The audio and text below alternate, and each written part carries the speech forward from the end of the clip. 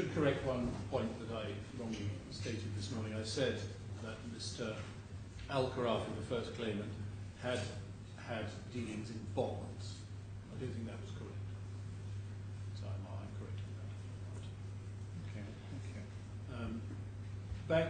Okay, I finished Schedule B. The Credit Suisse point is obviously a point we attach importance to, and we set out our argument on that particular point at paragraph 100. Sorry. 106? No, sorry. No, 106, yes, yours is right. We say that certainly, as far as the asset requirement is concerned, it is impossible to be a client at one bank but not at another, because the amount of assets you've got is obviously the same. And that could be quite sufficient for the case of Mrs. Rifai, because we say that the experience and point doesn't apply to her. So if the only point that applies to her is the 1 million assets, then she must have been classified as having that by Credit Suisse, and it's absurd, we suggest, to suggest that they've got it wrong. We make the point we make in the skeleton. I suppose it is not theoretically impossible on the experience point to be one and not the other, but it's very difficult. If we're right about the meaning of financial markets in COB 3.2.2, then it is impossible. Even if we're wrong, it's still very difficult. And this is an important point, because the judge noted, as an argument of ours, it simply, completely, and utterly failed to do that. Now we cite in 107.1, I'm not going to, because of time constraints, I'm not going to take you to the Sulaiman case. That's a decision of Mr. Justice Cook. It's in the bundle at Authorities Bundle 4, tab 27. And a similar point arose there, but I don't think it's a useful way for me to spend my time going over that now.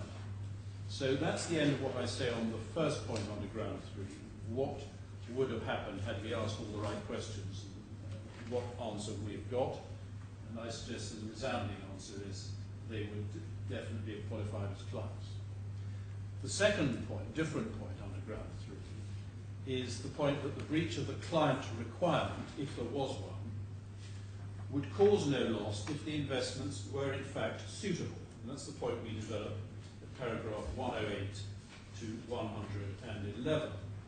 And I started to touch on this when I went to the Al-Zaid case of Mr. Justice Tia, and I cited paragraphs relevant to this submission from that judgment, which are paragraphs 3 and 99. I won't go back to that, but I will take you, if I might, to the Court of Appeal, which had something to say on this topic as well. So that's Authorities Bundle 4, tab 25.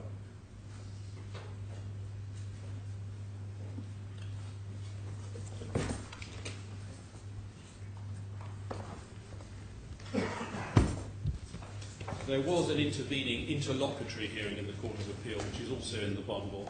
I don't think that takes the matter much further, but the substantive hearing of the appeal is where I'm going now. That has got a little complicated in the Court of Appeal because the submissions were put in a rather different way. You should also have that tab starting at 1141. Yeah. I won't read all the head note again, but over the page,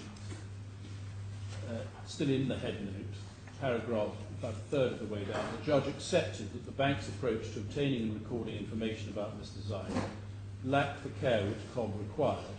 However, the question of process did not ultimately determine the issue of suitability.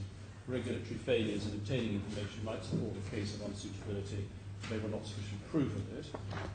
And then, going to the judgment, paragraph 3, Lord Justice Ricks, who gives the principal judgment, in particular we're concerned with COB 793, this is the English COB, of course, which concerns restrictions on lending to private customers. It would also be necessary to refer to COB 5.3.5, which is the central rule dealing with the requirement of suitability. And we'll see these two rules a little bit later on, in fact, almost immediately, on the next page. right at the top, under A, it says their argument, especially by reference to the bank's lending in COB 793, a restriction on lending rule follows a somewhat complex route, that's the claimants, as would appear below. But the judge's finding of suitability and also finding of lack of causation present difficulties. So there's also a causation point in here, but before that there's a point about these rules. Now then there's what was the suitability rule. It's not the same as our suitability rule, but that was 535. Paragraph 6 shows. The bank therefore had to take reasonable steps to ensure its investment right was suitable. Then there's 793, restriction on lending rule.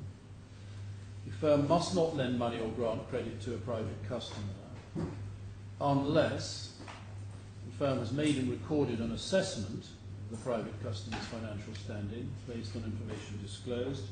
The firm has taken reasonable steps to ensure that the arrangements for the loan or credit and the amount concerned are suitable based on the information disclosed by the private customer for the type of investment agreement proposed.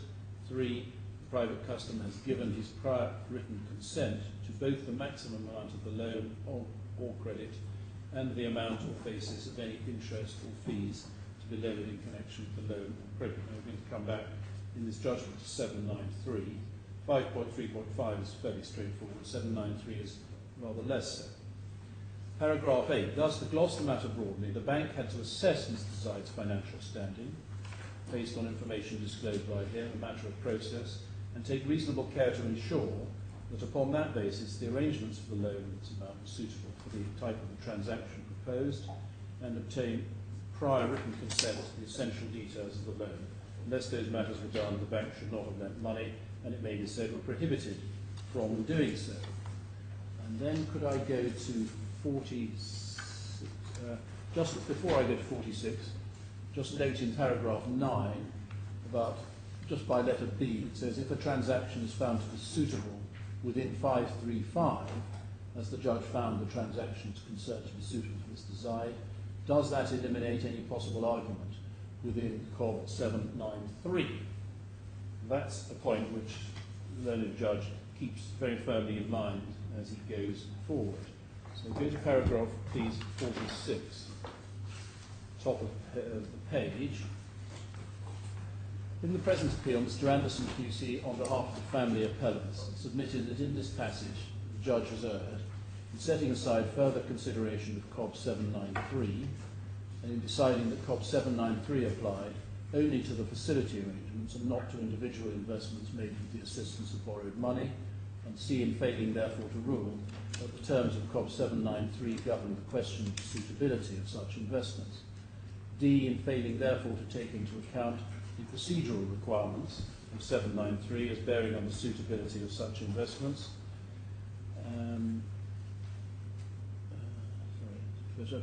E, in failing to recognise that the prohibition on lending, save in strict compliance with the requirements of COB 793, entitled that whether in terms of suitability, unsuitability for the purposes of 793, or simply because there was a breach of that prohibition, the bank was in breach of its statutory duty and must bear the consequences of that breach. It sees some similarities, and some differences may be, but some similarities with the approach of the claimants here. That's paragraph 46. Paragraph 70. Under, the judge is now dealing with 7.9.3, assessment and process. The next range of issues arises under the wording of Subrule 1. Has the bank failed to make and record an assessment of Mr. Zaid's financial standing or information disclosed by him? If so, what is the significance or potential significance of such a breach? And then, if I could go to 77,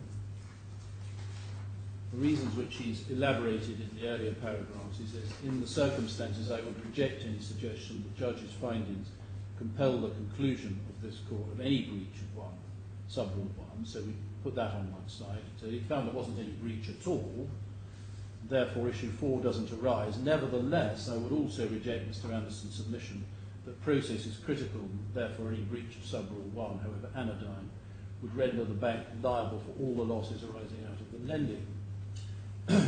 And then he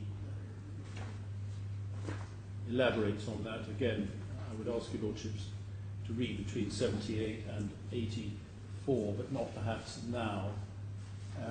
In the circumstances at 84, even if I had found a breach of sub-rule 1, it would have been necessary to pass on to sub-rule 2 and consider its relevance in the light of the issues of substantive suitability which arise thereunder. Then 105.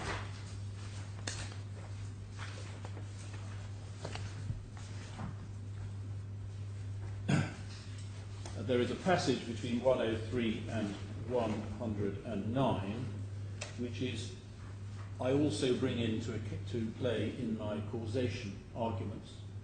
And that is mainly about causation, but it does still pick up one or two points relevant to 793 and the failures in procedure. So I will read it now, and that will, I think, mean I won't have to come back to it later.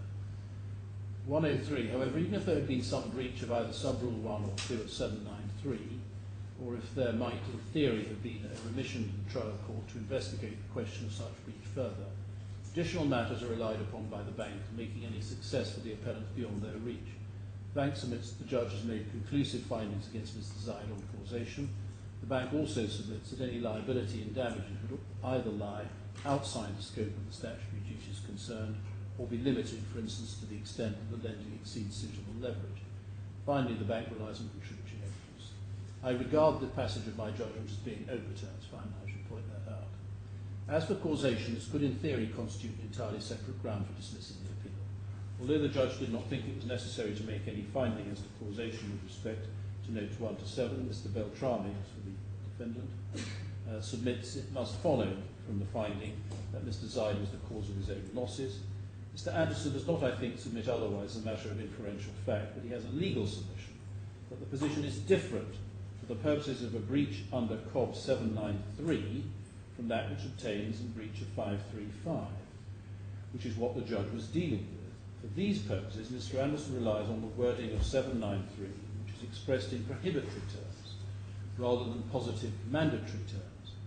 Thus, 793 states that a firm must not lend unless, and there then follows the cumulative rules 1, 2 and 3, whereas 535 states that a firm must take reasonable steps to ensure that any personal recommendation is suitable. On that basis, Mr. Anderson submits that it follows that because any lending or the arranging of lending, same here, the arranging, is prohibited unless the sub-rules are complied with, any breach of those sub-rules renders the firm liable for the full consequences of the lending. Just pausing there, it will be my submission that that is exactly what how the judge sees the matter in our case. The question of causation is not what would have happened if the bank had not made unsuitable recommendation, but what would have happened if the bank had simply refused to mediate the lending by CSAG, and because it was not lawfully able to do so. If the lending was simply not there, how could Mr. Zaid have suffered the losses he went on to incur? Mr. Anderson points to the events of early 2008, when there was a shortfall of about $3 million on Mr. Zaid's account. During this period, Mr. Zaki purchased 2 notes without leverage. Those notes were not among the 10 notes made the subject matter of this litigation. And then he says he partly agrees with Mr. Anderson, but if I can go to 107, in any event, it seems to me that Mr. Anderson's submissions at this stage of the argument tended to confuse an issue about scope of duty with the question of causation. We may be open to argue that because the scope of the statutory duty is to be derived from the statutory purpose, and because there is an indication that the statutory purpose is to prevent lending in breach of COB 793 sub-rules, therefore a firm in breach of 793 would be responsible for all the consequences of lending in such circumstances. However, the jurisprudence regarding scope of duty led by South Australia and York Montague, NICredit, etc., and all those cases, rather demonstrates to the contrary, that even where there has been a breach without which no transaction would have taken place at all, it does not follow the defendant is liable, defendant in breach is liable for all the losses suffered by the claimant in consequence of entry into the transaction. 3, in the present case, I am doubtful that an investor would be entitled to be compensated in full for an otherwise suitable investment just because there has been some breach of whatever kind of 793. Suppose the sole breach was one of process under sub-rule 1, or was one of the requirements for express acceptance of clear terms under sub-clause 3. I do not imagine there would be full compensation for an otherwise suitable investment, which had in the event gone wrong. Suppose similarly, the only fault under 793 was that the lending arrangements came with unusually high leverage. I do not think there would be compensation for losses in full, as distinct from losses to the extent of the unsuitable leverage. Thus, if leverage at say 70% would have been suitable, it would only be the loss on leverage in excess of such a figure that would be recoverable. Now, there are some passages which I'm not going to cite in the Sulaiman case, which I referred to again at paragraph 19, to similar effect, and the facts again rather similar to that case. We say that the learned judge should here have said, contrary to what he says in his judgment of paragraph 318, which I perhaps ought just to finally go back to, I move off this topic, 318. He should have said that the losses claimed could not be recovered simply because of the breaches relating to the climate determination, if the products were in fact suitable. Can I take in his judgment, Lord Justice Ricks, as he very often does, making an observation, leaves much in the air. Well, this was cited to the judge as well, wasn't it? Yes. Yes.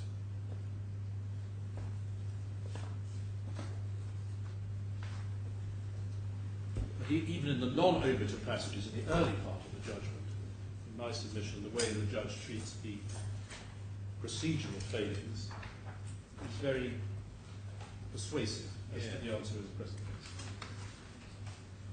Now, Lord, 318, the judgment, in this case, he says this: I have accepted earlier in this judgment that, if the claimants were properly accepted as clients of Sarasin-Alpen, and the advice and recommendations were in fact suitable, having regard to their investment objectives, then it would not be right to make an order for the payment of compensation. Not particularly surprising, I must say, if they were properly accepted and if they were suitable, not to see how there could be any possibility. But anyway, it says that. Next sentence, but COB Rule 3.221, as it seems to me, is intended to protect the inexperienced investor from his or her own lack of understanding of the risks associated with sophisticated structured financial products. And the suitability requirement in COB 6.2.1.1 is intended to ensure that he or she is not sold products which are not suitable having regard to his or her investment objectives. For the reasons which I am given, I am satisfied that in the present case, Sarasin-Alpen intended that the claimant should be denied the protection which COD Rule 322 was intended to provide, and was indifferent to or reckless to the suitability of the investments which it advised them to purchase. So he's, contrary to the approach we say of Mr. Justice Tieran, particularly Mr. Justice Ricks, he is not accepting, he should have done, the submission that we made. And the skeleton, paragraphs 110, 111, I would adopt. So, Lord, I think that brings me to the end of ground 3, and I now just have ground 4, which is a shorter question, which starts at paragraph 112 of the skeleton. And there are 2 points made here. The first point is the point which I confess I did have a lot of enthusiasm for, and I'm going to deal with very shortly. It is a peculiarity of the law. The law is not drafted very well, I'm afraid. I think that's what it comes down to. But if we look at paragraph 112, we did submit, and we still submit, although I've said what I say about it, we do still submit this, that Article 94 of the law has no application where there's been a breach of the fundamental financial services prohibition under Article 41. We will have to look at this briefly, although I'm going to move on as quickly as I can. But the only consequence of a breach of Article 41 are those set out in Article 65, which is a different article. Now, the case of the claimants has always been based on Article 94 as against us, although on Article 65 as against the second defendant. And we say that, in fact, what we submitted was correct and the judge should have accepted it. I'll deal with this briefly by reference to the law, which is in Article G1.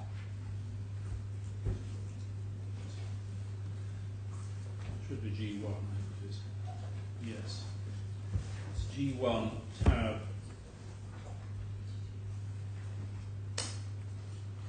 82.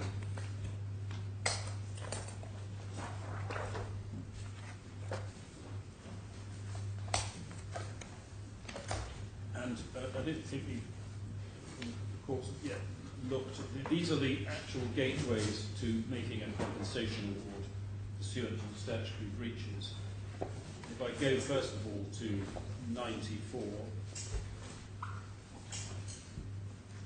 page 04636,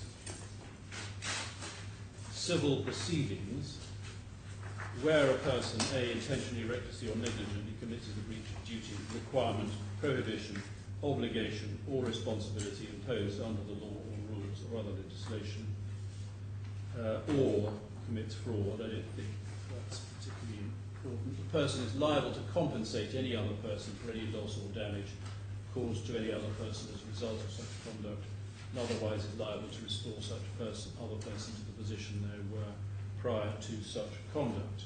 The other rule is 65. Go back a few pages. This is under the heading unenforceable agreements. Breached by party to the agreement, subject to 65.5, a person who makes an agreement in the course of carrying on a financial service in breach of the financial services prohibition or the collective investment prohibition shall not be entitled to force. And then there's a fairly elaborate formulation of a compensation regime. This may come in, I don't know, in my learned friend Mr. Malik's submissions on his appeal, but anyway, there's provision for compensation of a different nature with some different consequences. Now, there's an apparent problem here because 65 obviously must apply to breach of the financial services prohibition. If you go back to 41.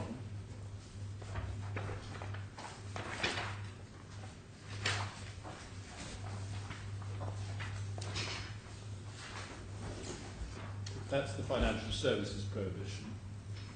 And that applies if the case against us is otherwise a good one. So on the face of it, 65 would appear to be, and this is our point, would appear to be the relevant provision to apply, because it says so in terms, 65.1.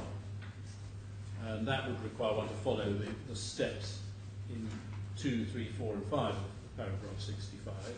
In particular, subparagraph 5, paragraph section 65, if the court is satisfied that the person carrying on the financial service reasonably believed it was not in breach, then that can be a reason not to make an order. However, 94 also may apply to cover the breach of 41 because 94 includes apparently any requirement, prohibition, obligation or responsibility, which would, on the face of it, as a matter of language, include the financial services prohibition. And I know that this court is not going to allow my appeal on the basis that they've gone for 94 rather than 65. That would be an extreme position for those friends concerned, and I'm going to say that I think that would be unrealistic. I think at the end of the day it's just not very good drafting. But it's an oddity. The court may or may not feel it has to sort that out. But we make the point quite shortly in paragraph 112. I don't withdraw it, but I'm not going to spend any more time on it. So if it is 94, which is 04636, page 04636, can I now go back to that, because this is the second and much more important part of our ground of appeal before. There is a requirement that under 94.1a that the action be intentional, reckless or negligent. And as you will know from the judgment, the judge has said in relation to the client requirement point that it was intentional. He said in relation to suitability that it was reckless. He doesn't address at all, at any stage, negligent. The reason for that is slightly unclear, but maybe, I'm speculating here. Maybe for this reason. We had a submission, which we would deploy if we needed it, but we say we don't, that the word negligent in this context must mean grossly negligently, and therefore was in effect eostem generis with the earlier words. That submission was made, that submission was not ruled on. I am speculating as why the judge hasn't dealt with negligence, but he hasn't. He has put his eggs in the basket of intentionality. And in my respect to submission, that is the case, and the only case that I have to meet, and if he's wrong on that, then he's wrong. There is no respondent's notice or cross-appeal saying, well, if he was wrong to say intentionally, he should have said negligent. So that is not a case that I have to meet. Now, can I then go to the judge's findings as to why this was, he said, intentional? Judgment, paragraph 305. I think the Lordship can probably put G1 away because I don't think there are any other oddities of that. Select the judgment.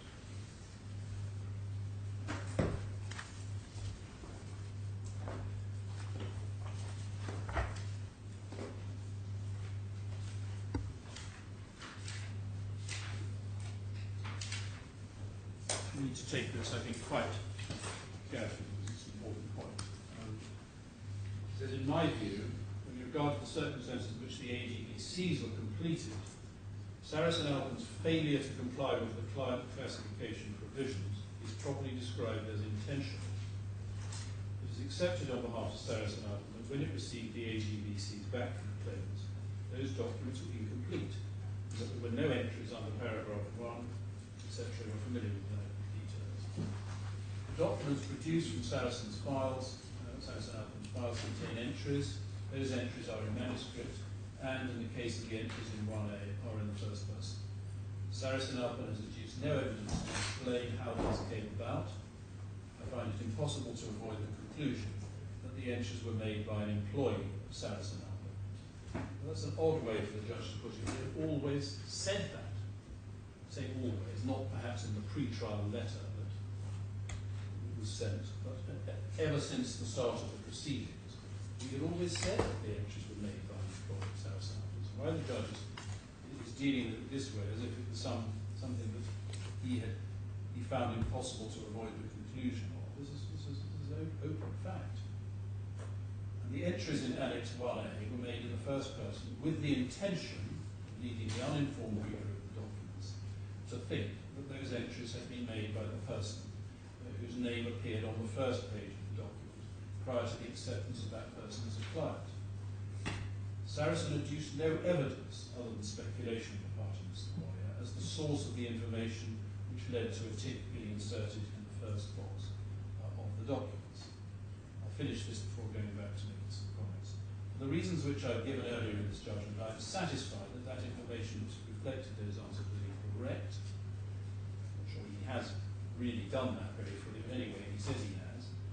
It was introduced into the documents without regard to whether it was true or false, in order to make it appear that there had been material on its decisions whether or not to accept Mr. Khorafi, Mrs. Hamad, and Mrs. Rifai would properly be made.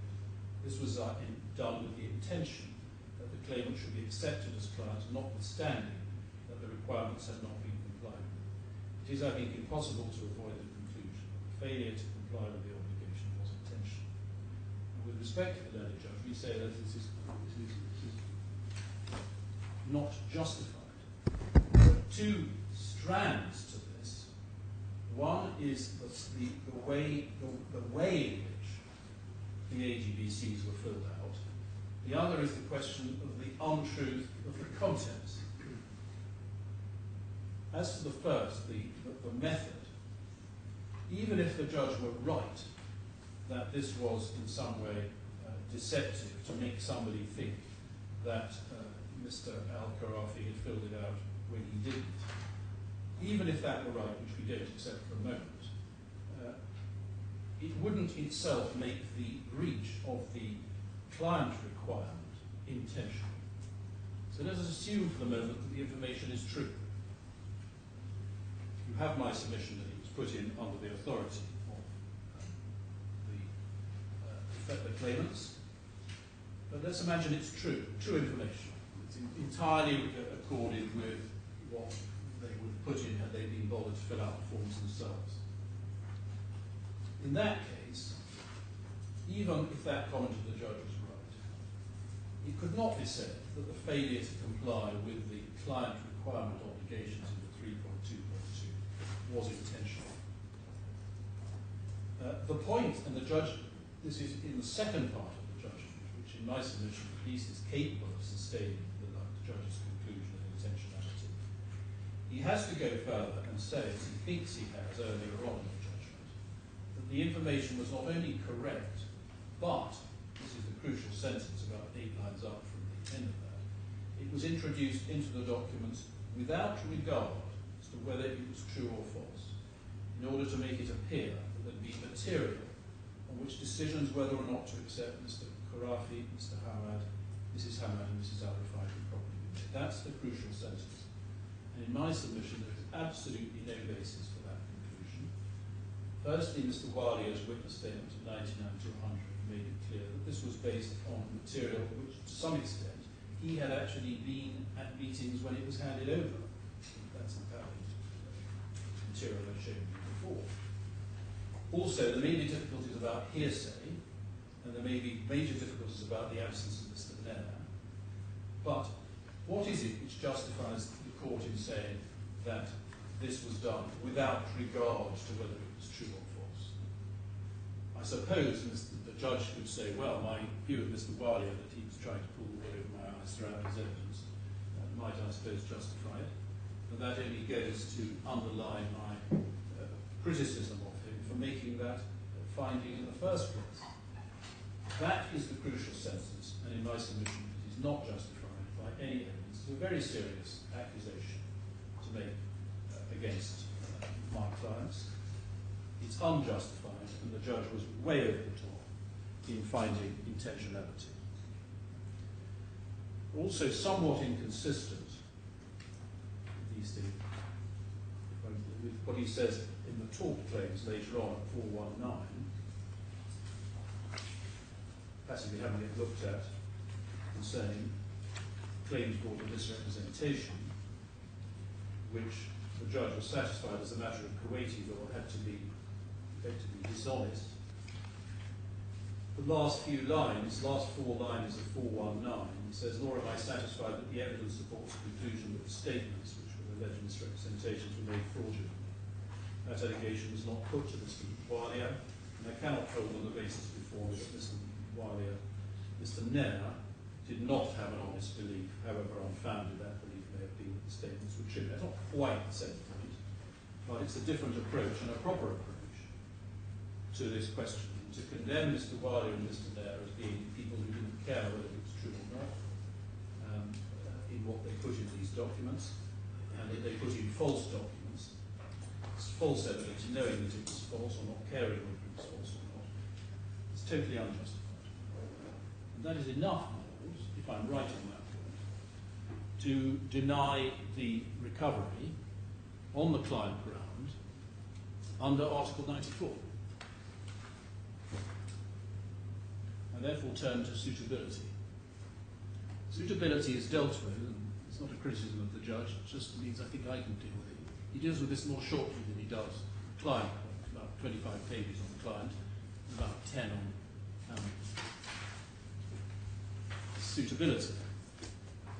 Now, the first point we make here, and need, I think, get the skeleton starting at 115.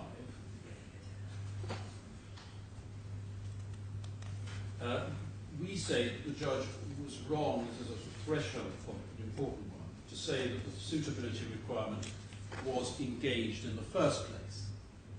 Now, there are 2 reasons why we say the suitability requirement wasn't engaged. One is because the only advice given was generic advice, a point I've mentioned before but have not yet developed. And the second is because there was an exclusion clause, or there was a clause in the contract which meant that there was no obligation to consider suitability. We wouldn't categorise it as an exclusion clause, but a clause, a relevant clause in the contract. So can I deal first with generic advice, which starts at paragraph 116, skeleton. And I need to take you back to the COB rules in G2.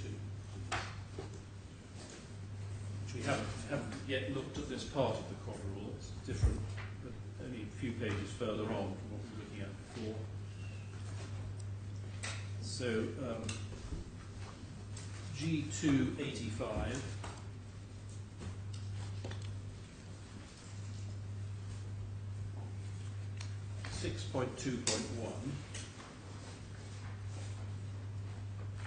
Which you will find at page 04862. Suitability.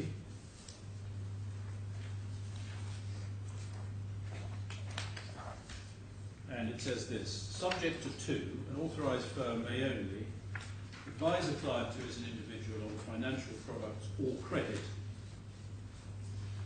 B, recommend a transaction to a client who is an individual, or C, execute a transaction for any client on a discretionary basis. Now, I don't believe C arises, I think we deal with C.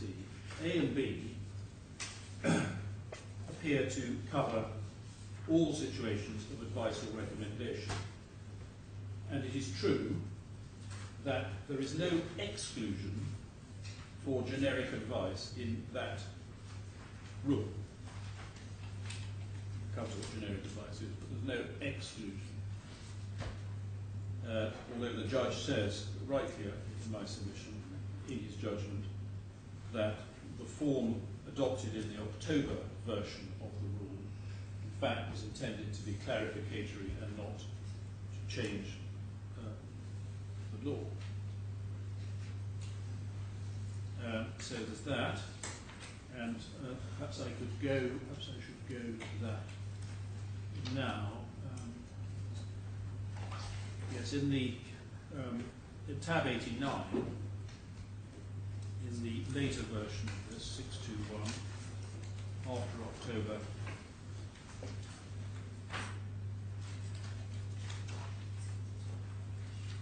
you get at page 05324. 05324.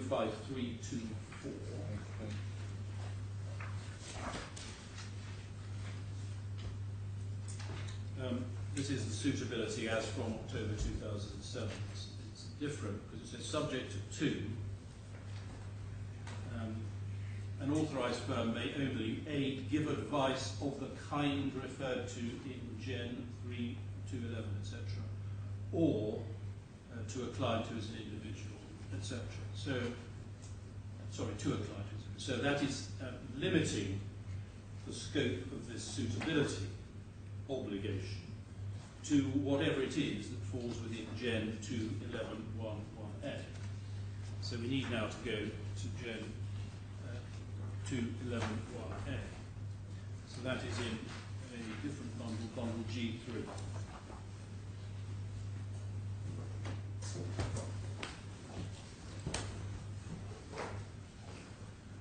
And G3, my lord, yes. G3, tab 92, which is the general module. And if you go to page 05642, 05641,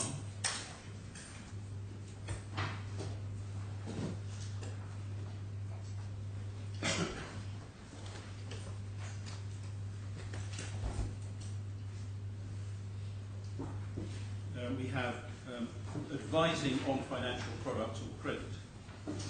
In Rule 222, advising on financial products or credit means giving advice which A, is given to the person in his capacity as an investor or potential investor, or in his capacity as agent for an investor or potential investor on the merits of his buying, selling, holding, subscribing for, or underwriting a particular financial product, or is given to a person in his capacity as a, I don't think I need to worry about B.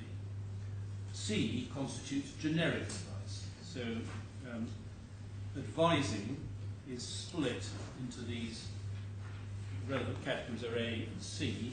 A, advice on the merits of the specific product, and C, generic advice. Then it says this in 2. Advice in 1A and B includes a statement, opinion or report where the intention is to influence a person in making a decision to select a particular financial product or an interest in a particular financial product or to enter into a particular credit facility, or which could reasonably be regarded as intended to have such an influence. In C, generic advice means, and this is the important part of it, any communication that contains information about a particular financial product or credit facility and could reasonably be regarded as being intended to influence a person when making a decision relating to any financial product or credit facility to which the communication relates. I'm just pausing there before reading the last 4 lines, which I will. Something can be generic advice, even though it could reasonably be regarded as intended to influence somebody.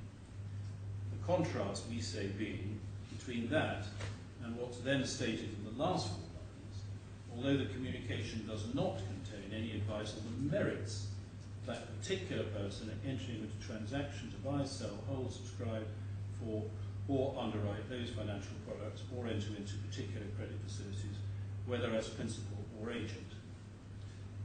Any communication which contains, I don't think I need to read 4. So, you could see what generic advice is. Generic advice, and the distinction between generic advice and what I call the type A advice at the top of the page, merits of a specific transaction. But generic advice itself includes situations under 3B where something could reasonably be regarded as being intended to influence. Now, the difference between saying those apples there over there are delicious and those apples over there are delicious, and why don't you buy one? well, obviously it's an interesting contrast, and quite where the boundary lies I is suspect quite difficult to find. the sort of people I know who conduct business would find that a very difficult line to draw. It is a difficult line to draw. Yeah. But obviously the draftsman of this rule has made that distinction. I take it all. But I mean, that is a correct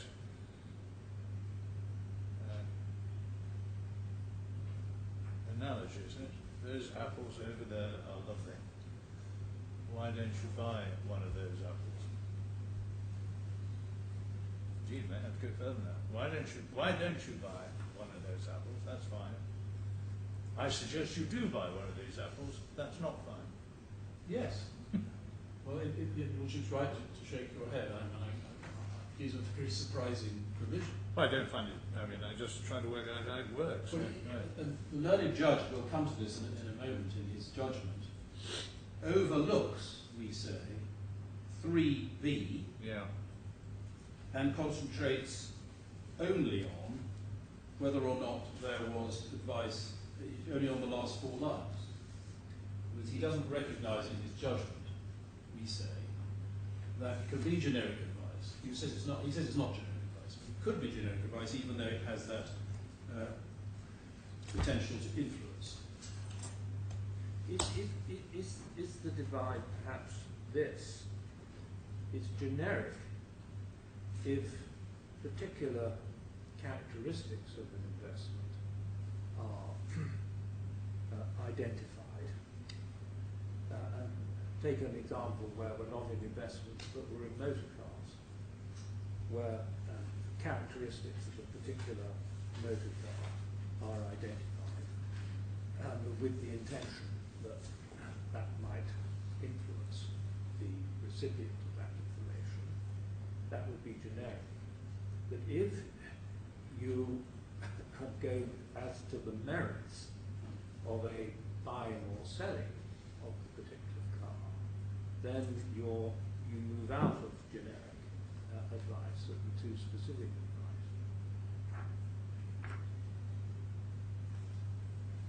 Yes, I mean the key words must be the word merits.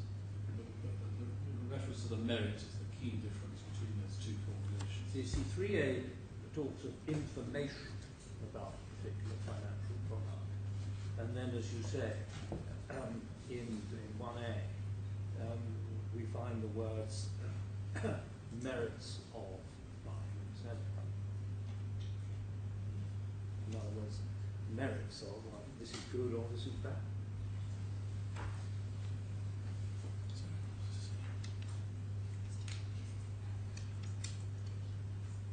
Yes, I mean it is the merit, but the other feature of the distinction between the two formulations, one is the reference to merits, and the other is the reference to the particular matter in question. Now, if I could go to the skeleton and pick out where we say the judge went wrong, paragraph 118. Given the judge's acceptance of 284 that the suitability provisions did not apply where an authorised person only provided generic advice, so he accepts that. I should just pause there. He accepted the argument that the earlier wording in the earlier version of the COB rule did exclude generic advice, even though it doesn't say so very clearly, and that was only clarified in October. So that's not a point of issue at all between me and the judge. And given his finding at 286 to 288 that the suitability provisions were engaged in this case, followed that the judge made an implicit finding, and it must be right, that the advice was not generic. But he doesn't, we say, clearly enough, set out why. And we say the first error of law, 119, the judge failed to deal with the key plank in our case.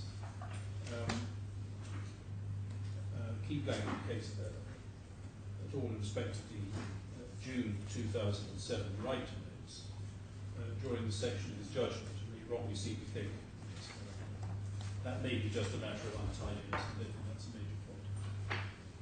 But his judgment does contain no reason as to how, why, and in what respect he found that the defendant did more than provide generic advice in respect of the June 2007 right notes or the July 2007 Sarasin-Alpen notes.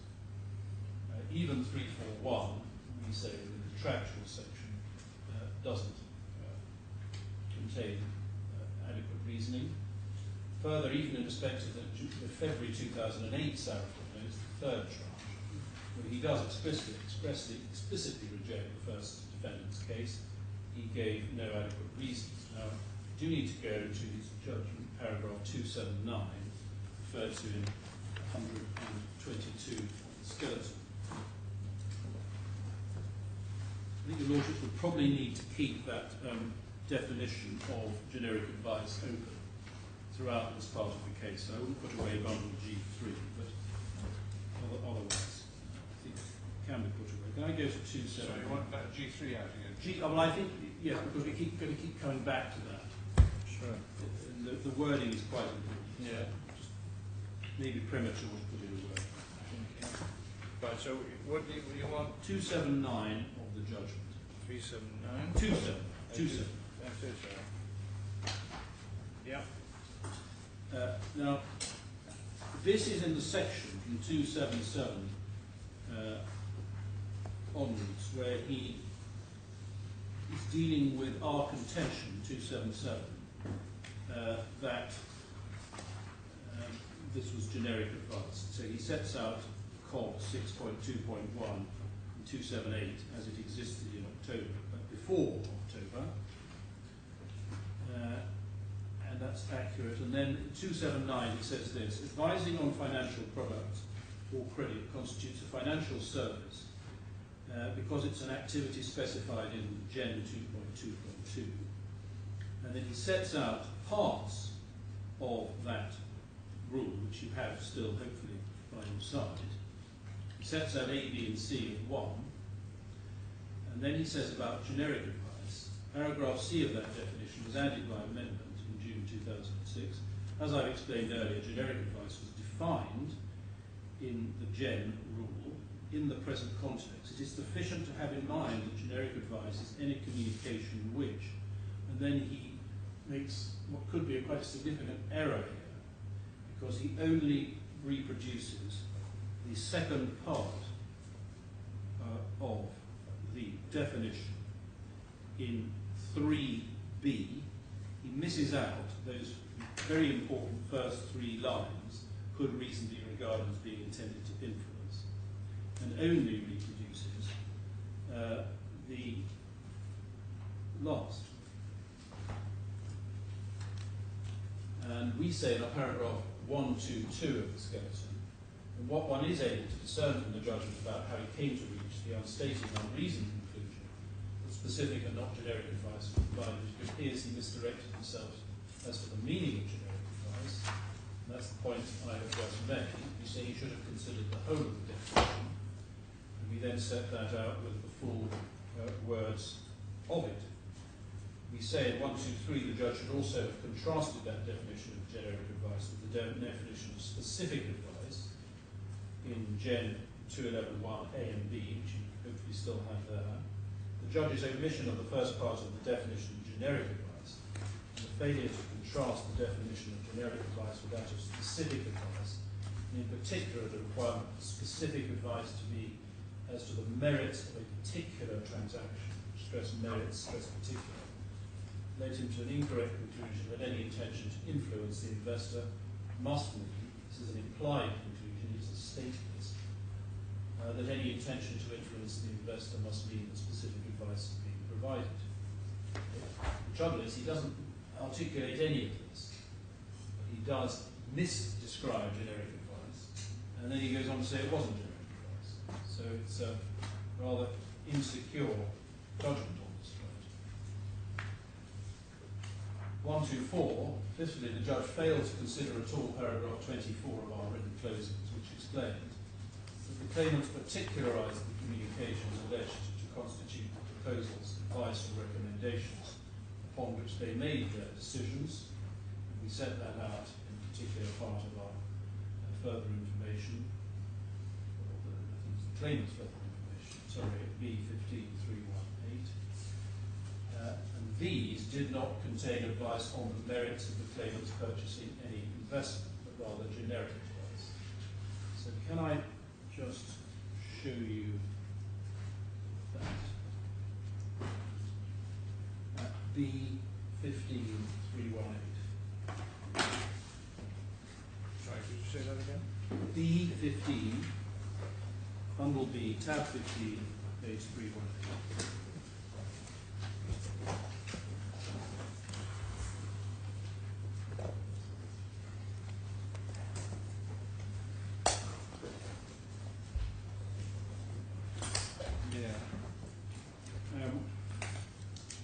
I think you have to go back to 317, paragraph 8. In response to request 2, etc., the claimants are to specify and provide full particulars of proposals, advice and recommendations upon which the investment decisions were based, stating precisely who made such proposal, advice or recommendation, when, by what medium, etc. The table below particularises the proposals, advice and recommendations relied on, the answer, and then they give a clue to the table below, and then you get the table below. And we say, if you follow all of that up, you do not get anything which clearly shows that this falls within the advice on the merits of a particular transaction, rather than something which falls within what we describe as generic advice. And we say if the judge had properly considered this issue, he would have accepted our submission. Now, the judge has a second limb to his findings. This was shown by the claimants. That there is another point under 6211. We go back, put the judgment to one side for the moment, and take out again the COB rule in G2.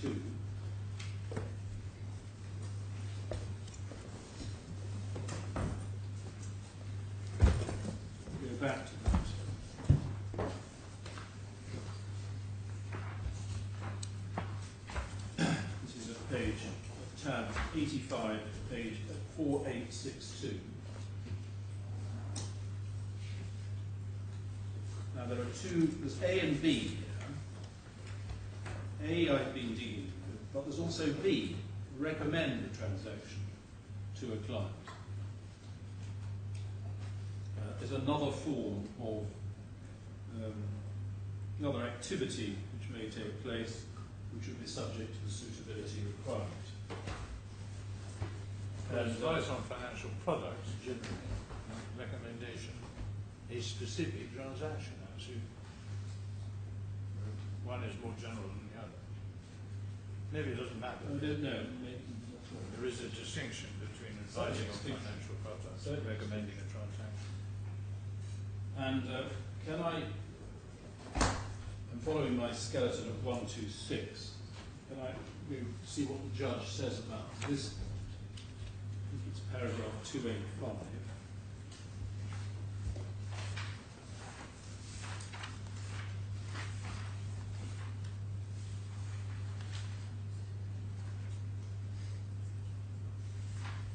What he has just held in 284 is he has accepted my submission that, as I've said a couple of times before, the form of the rule after October 2007 was clarificatory of the previous law and didn't change it, and therefore generic advice was excluded.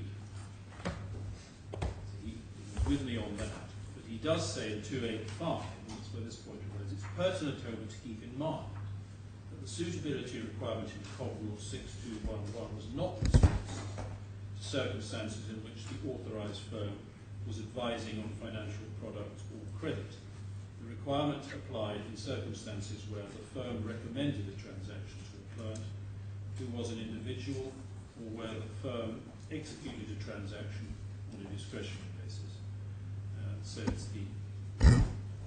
he's saying, what he's saying is, well, okay, you're right about generic advice if you're looking at the first subhead, 6211A, but not if you're looking at the second one.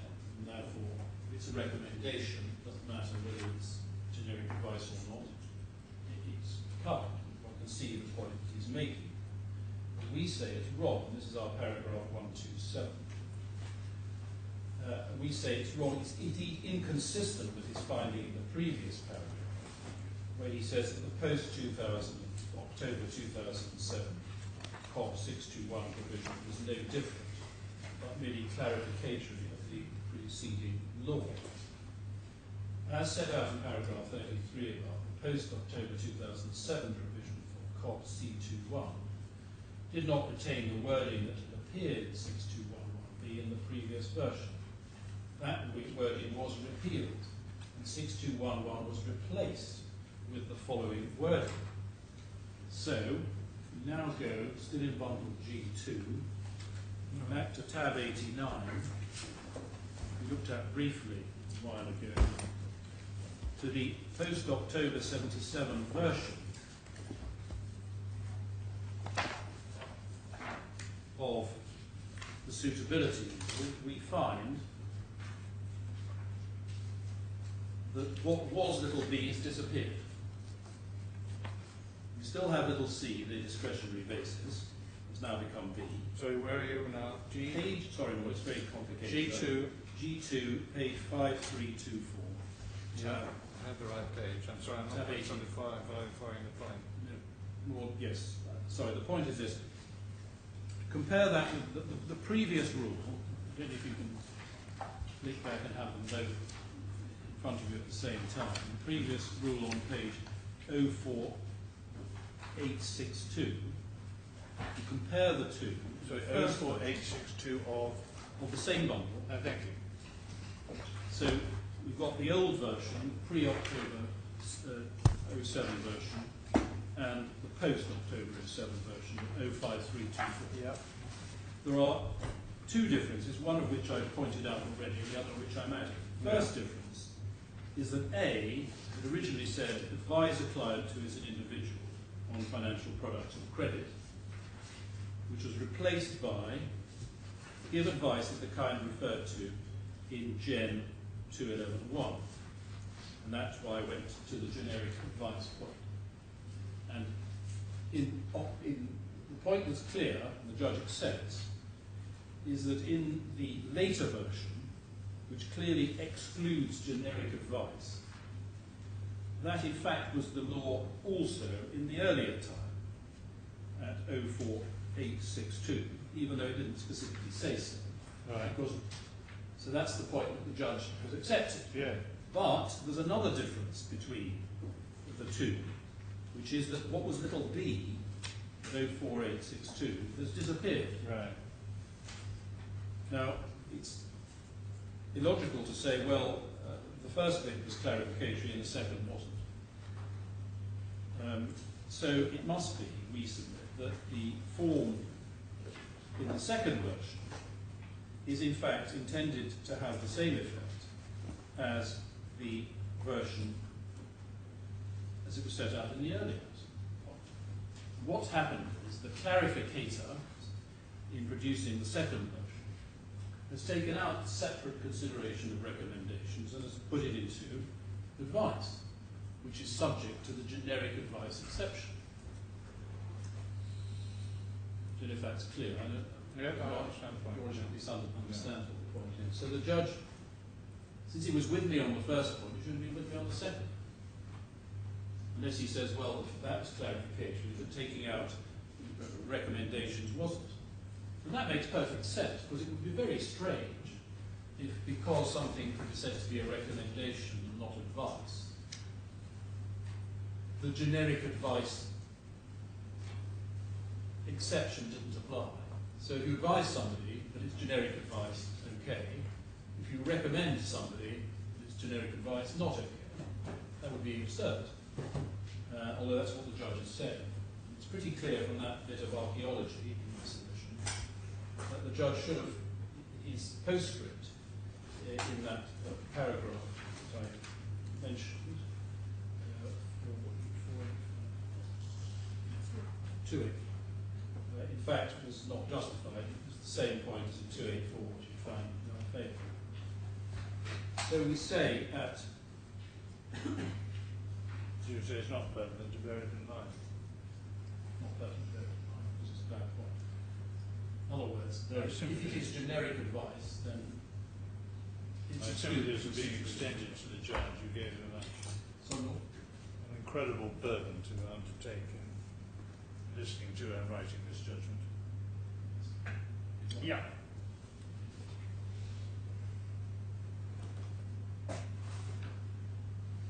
Clear?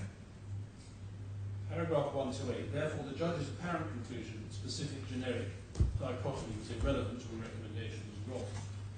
We say the dichotomy applies to any advice, including a recommendation, for the reason I've given. Indeed, the judge's reference to Cobb at paragraph 288, I think this is really more of the same. Yeah. I think it adds not to what I've already said.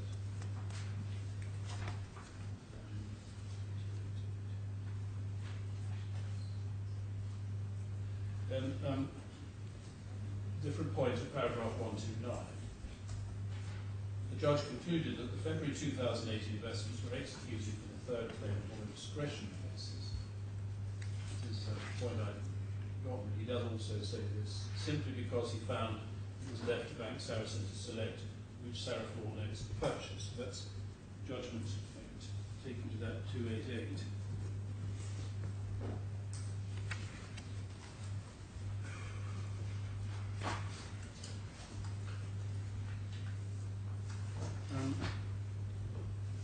It's the last part of page 109, paragraph 288. I think where he says, Sarasin-Alpen advised as to the credit facilities available from Bank Saracen to fund the purchase, and which is the one that I'm on at the moment, Sarasin-Alpen executed that transaction on a discretionary basis, and that it was left to the discretion of Bank Saracen to select the February 2008 Saraflaw notes rather than some other Saraflaw notes.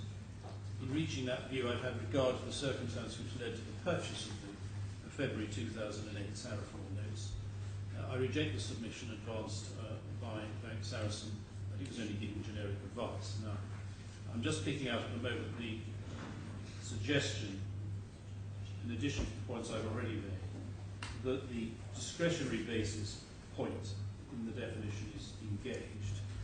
And the judge says it was left to the discretion of Bank Saracen to select the February 2008 Saraf law note rather than some other Saraf law note.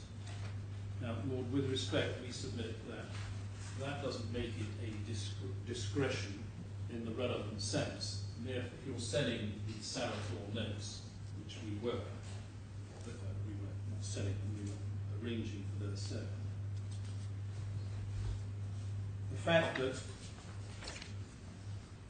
the Bank Saracen, and his Bank Saracen, not us, who will select the particular structured product in question rather than some other particular structured question, doesn't make the activity a discretionary account. We say, paragraph 129, the discretionary execution is where the advisor is operating under a discretionary mandate, choosing investments without reference to the investor. And we say that that wasn't the case here. It's a small point that the judge makes, but he does make it, and we say it's not correct. So we say the advice was generic, and therefore no suitability requirement.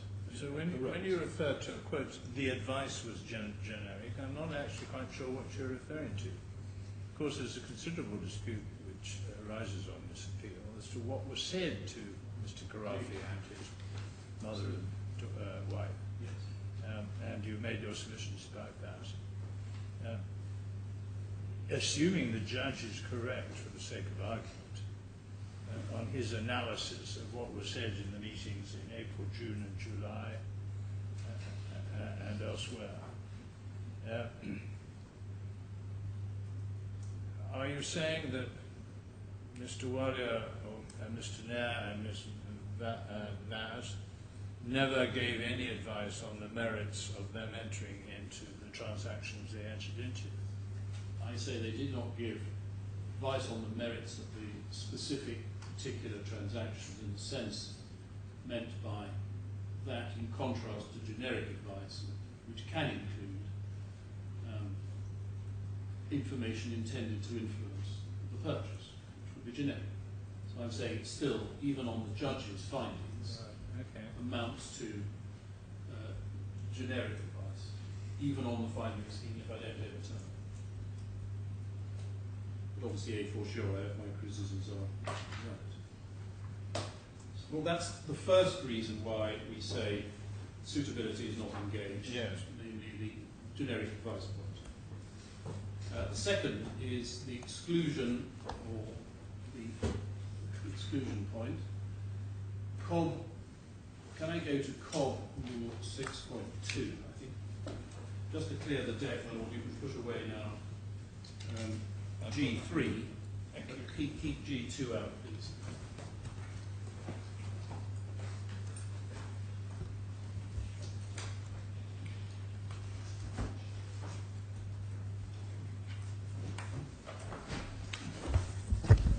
Just a moment, I've just totally lost my place. So if the court still back at page which you looked at before, in tab 85, page 04862, under the suitability head, we've got subsection 2 on page 4863. Yeah. An authorised firm may, subject to 3, limit the extent to which it will consider suitability when carrying on an activity specified in A1, B, or C, if prior to carrying on such activity it is given a written warning to the client in the form of a notice clearly stating either that the authorised firm will not consider suitability in regard to any of the activities specified, or that it will not do so, or that it will do so, but only to the extent specified in the notice, and the client is given his express consent after a proper opportunity to consider the warning by signing the notice.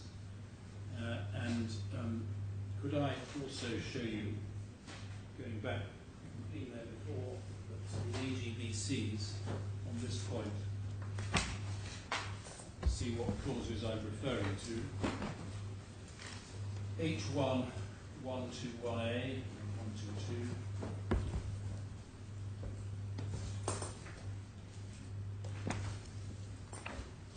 Clause 2.6.2.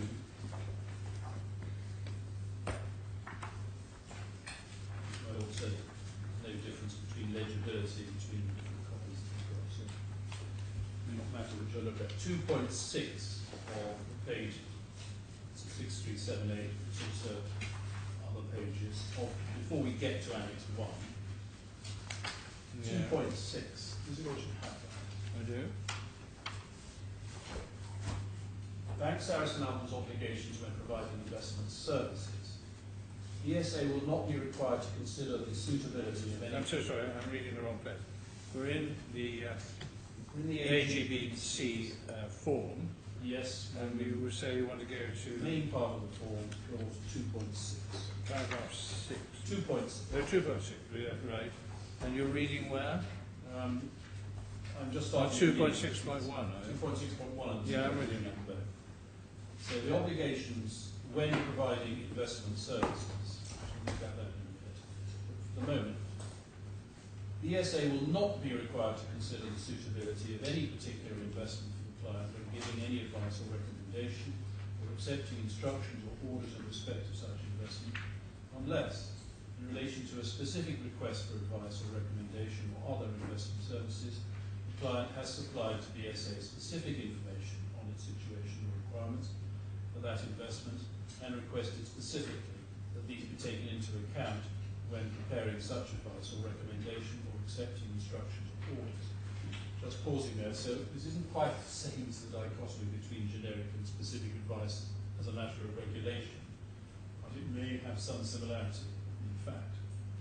262, the ESA may assist and advise the client in its investment activities upon request by the client by supplying the client with research and other information including details of investment opportunities, markets, companies, prices, currencies, etc., as well as making specific investment recommendations. Such advice should be based on information sources deemed reliable by the ESA. The majority of general investment recommendations are based on the Sarasin route of the ESA's investment policy arranged for the wider target group. Any investment recommendations or offers made in direct contact with individual clients should only take the client's specific situation into account if the client supplies such information to the ESA when making the inquiry in accordance with subclause 261 above. Before we move off that, investment services, which all of this is concerned with, are defined on the previous page with 06377 under clause 2.2.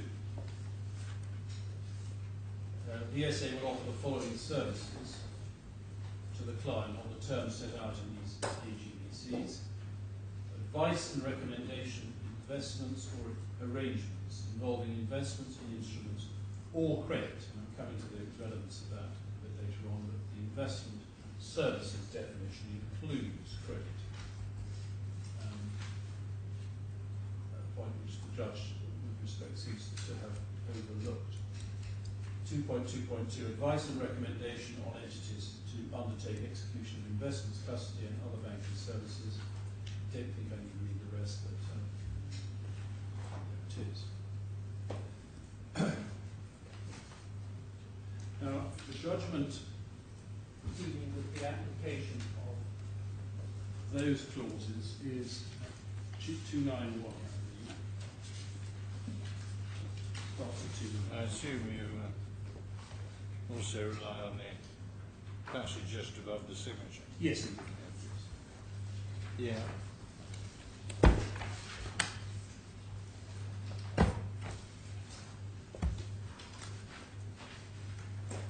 Now, I think the passage begins at 289 of the judgment. And you see, he sets, as the Lordship has rightly said, he sets out the bit immediately before the signature, and then he sets out clause 2.6.2, I'm sure he had in line 261 as well. And then it said, it submitted on behalf of the claimants that there are two reasons why Bank Saracen cannot rely on the present case on the notice, which seeks to limit the obligation to consider suitability. It said that the exclusion relied upon seeks only to limit Saracen's obligation to give suitable advice in relation to investments, not in relation to credit. It's in the present case, Bank Saracen is advising on both investments and credit. So the first point is not credit point. The second is that the claimants did seek Bank Saracen's recommendations and did make Bank Sarasin-Alpen aware of their requirements, so that on its terms the exclusion was not engaged. So those are two quite different points, and I'll deal, if I might, with the credit point first. The judge says in paragraph 294, I am satisfied that in the context of both the purchase, he's not including the first set of notes here. This is the second set of notes, the Saraful notes, and the further set in February 2008. In those cases, he says Bank Saracen gave advice in relation to credit, that is to say, advice as to how these purchases were to be funded. You'll also recall that on the judge's view, there was no question of any leveraging in the first case. The first case, the money was coming from ABK, and whether you call that leveraging or not. The question of credit couldn't possibly arise. The judge must be right about this in relation to the first tranche of notes. So he's talking about the second and third tranches. So that's his conclusion, and we say that that is wrong. The skeleton reference is firstly paragraph 135.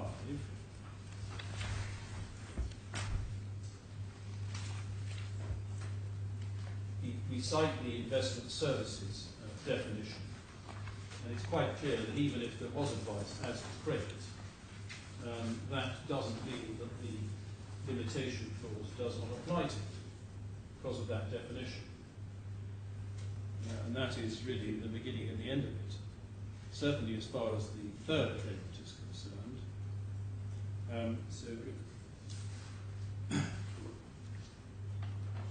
I say that because in the case of the third claimant, we go back to 293 of the judgment, it is only the first and second claimants who could take advantage of the second point in para 291, 2912, that the claimants did seek recommendations, because in the case of Mrs. Rifai, the judge is saying, I think rightly in 293, that point only applies to the first and second claimants. So he says Mr. Khorafi, Mrs. Hamad, he's only dealing with the right notes, that's the first tranche and the second tranche. And that's because there is nothing in the facts which could constitute a specific recommendation to Mrs. Rifai, the third claimant, which could invoke that second point in 291. So the only point for her, Mrs. Rifai, is the 294 point about credit. So, if I'm right about the credit point and the judge is wrong about it, that's it as far as she's concerned. There is then no basis for finding that my client could not rely on the limitation clause in relation to the suitability requirement in her case. Now, as far as the other two claimants are concerned, we also say, incidentally, that I'll pass over this fairly quickly if I can, paragraph 140 of the skeleton. The judge was wrong in any event to find that he had given any advice in relation to credit on the facts. That starts at 140. I don't say I don't really need this, but if it's there, I rely on it. could I take you to the judgment of 291? I'm extremely sorry. I think I must have started, my mind had wandered entirely my thought. Could you be kind enough to come back to the point you were making earlier in relation to 293 Yes. and the distinction that you were drawing, Yes. and I think you were saying the judge was drawing, Yes. between investments 1, 2 and 3 Yes, certainly. from the perspective of suitability. Yes. Now, what the judge has said, he's summarised the two arguments of the claimants in paragraph 291. So there are two answers to Right. my. The first is the credit point. And the other is the point that the claimants did seek recommendations. Yes. And my point is that, in fact, it was only, as the judge is himself saying, the first and second claimants who sought recommendations. And that's reflected in paragraph 293. He says a substance in both of these points, and in fact he deals with the second point first, and then deals with the credit point in 294. So he says, in my view, there is substance for each point, except that Mr. Khorafi, C1, and C2, they both made specific requests for advice or recommendation, etc., and he goes on and defines that. That's all about them. It's all about the first and second tranches. Right, okay, yeah. And I don't think, and that's not an accident. It's because there is nothing in the facts in relation to the events of early 2008, when Mrs. Rifai was coming onto the scene, which is relied on or could be relied on as being, under 2912, recommendations, aware of requirements and being recommended. That was done in a more perfunctory way. Sorry, No, I it is very dense. It's also a very long morning. I didn't say that. Not You may easy. be right. And yet, when you come to 294, you see that Mrs. Rifai Yes, is in. I get that. And so that's why I say, for her, if I'm right on the credit point, as I clearly am, that's the end of it on suitability as far as she's concerned. I then was about to say, and I was trying to take this point quite shortly, that in paragraphs 140 to 100 and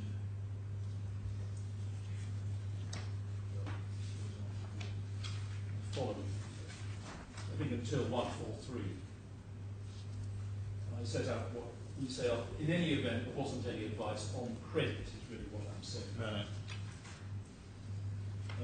So we say at 140, the judge's mixed findings of fact and law, that in respect of this is paragraph 294, that the defendant gave advice in relation to credit is basically wrong, so he didn't give any reasons for it.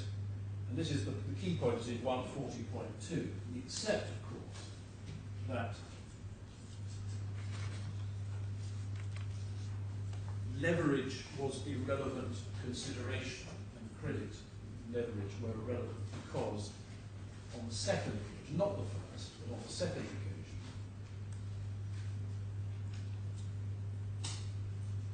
the borrowings had to bear in mind, had to take into account the fact that they were going to be leveraged.